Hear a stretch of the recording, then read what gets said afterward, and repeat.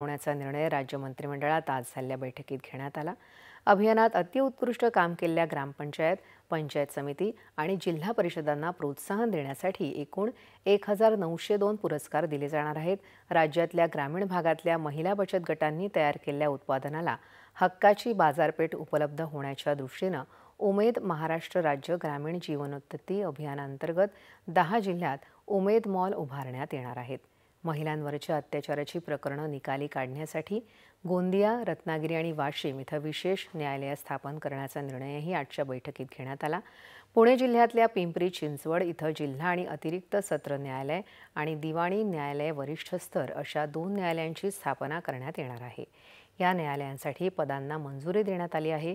कृषी उत्पन्न बाजार समित्यांचं संनियंत्रण करण्याच्या दृष्टीनं महाराष्ट्र कृषी उत्पन्न पणन अधिनियम 1963 मध्ये सुधारणा करण्याला मंत्रिमंडळानं मान्यता दिली। इनाम योजनेची प्रभावी अंमलबजावणी करण्यात येणार असून राष्ट्रीय नामांकित बाजारतळ स्थापन होणार आहे।